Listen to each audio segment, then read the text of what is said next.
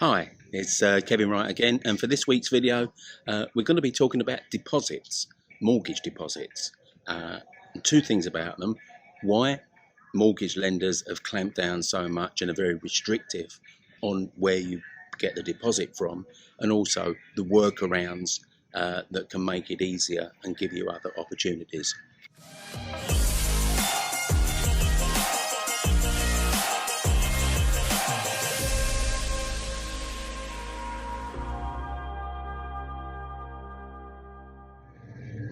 Hi, so big subject this week: deposits. Again, as I said, everyone needs a deposit to buy a property, but sometimes there's really restricted in terms of what the lenders allow you to do and won't do. So let's look at a bit of history on here. So since the credit crunch, mortgage lending has tightened up incredibly in a number of ways, but probably the restrictions on what your deposit has to look like and where it comes from is probably one of the biggest restrictions. Now, the reality is that the vast majority of mortgage lenders will prohibit you from borrowing the deposit. So they want it to be your cash. Now, what does that mean? Well, it means that really they're going to drill down and down and down until they find the true source of your deposit. And if it isn't yours, and if you've borrowed it from somewhere else, they'll keep digging until they find that out. And when they do find it out, they'll decline your objection. Big subject this week. Now, we're going to look at a bit of the history of why lenders are so fussy about where the deposit comes from, the lengths they go to check the true source of it, and some of the exceptions that can give you more scope on getting deals done. So, the aftermath of the credit crunch precipitated a huge clampdown on lending, and one of the areas that suffered most was source of deposits. So lenders are very clear.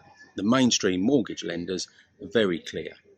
They want it to be your cash, no one else's, not borrowed from any other institution or any other person, in the main, with a couple of exceptions. And how do they know it's your deposit? Because they'll keep digging until they find out that it is or it isn't. So they want to see the source of your deposit. And if a big chunk of money just happened to drop into your bank account in recent months, they're going to say, where'd that come from?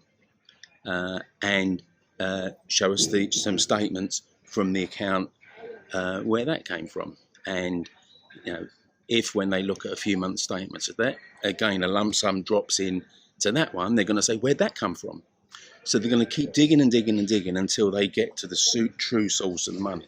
Now, there's an element of anti-money laundering issue here as well.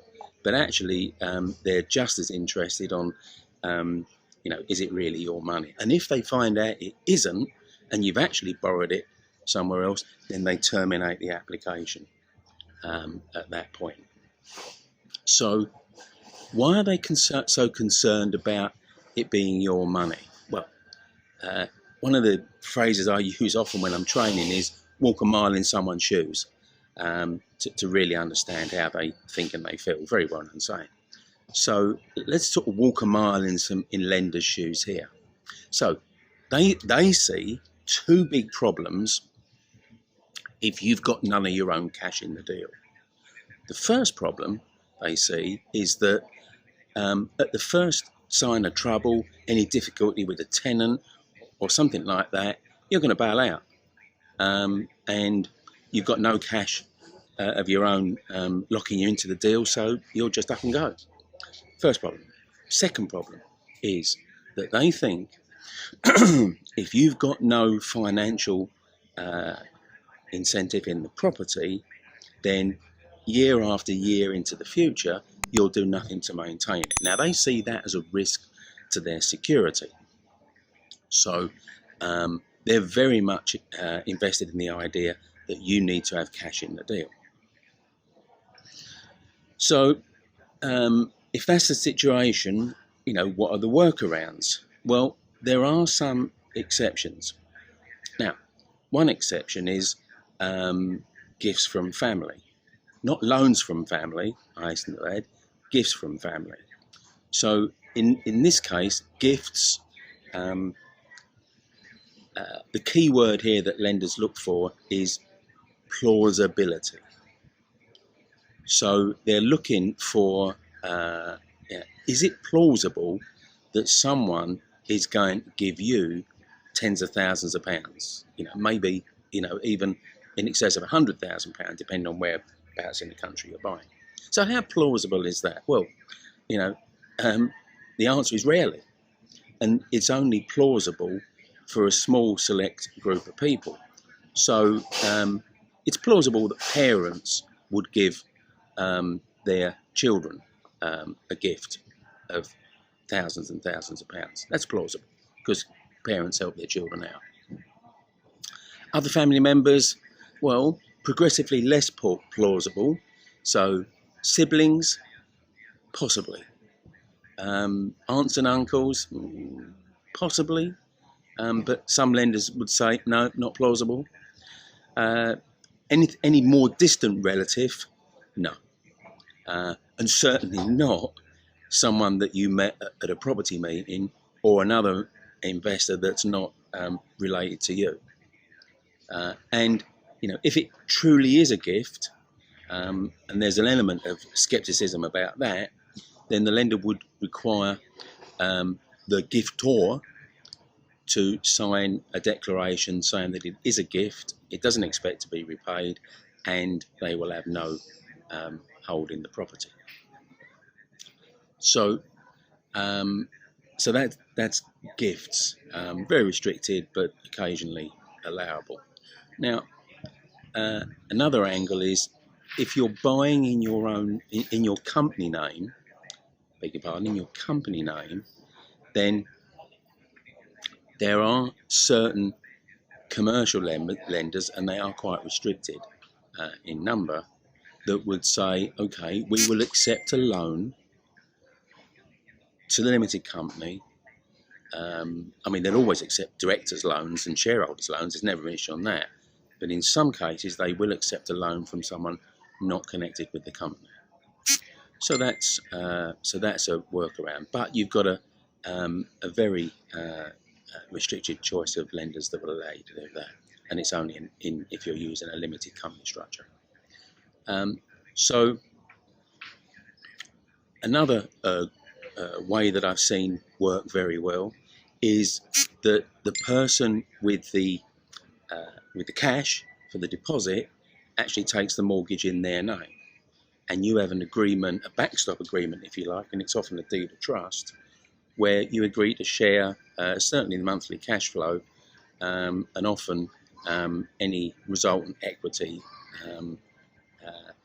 residual equity in the event of a sale some years down the line. There's several people that have successfully made this a strategy. So, they'll JV with people. So the person with the money owns the property, certainly, but the person who found the property, who probably managed the refurb, and who'll manage the tenants, would get a share. And, it's often a 50-50 split.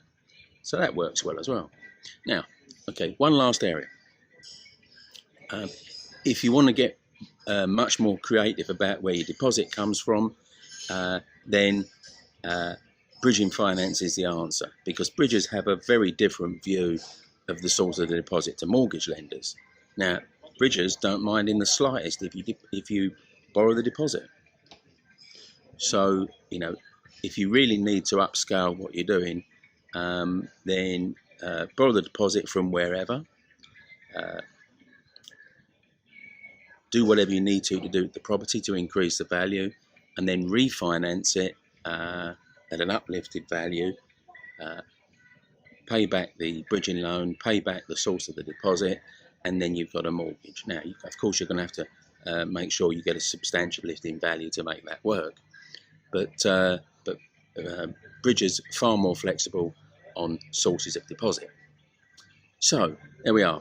Hope you found that useful. Have you subscribed yet? No? Well, I release one of these videos every week. So if you want to make sure you never miss one, then hit the subscribe button. If you've liked this video, then please give us a like. And got any questions or any comments on that, pop that in the comments box, and I'll very happily deal with them. So that's Kevin Wright for this week. See you next week.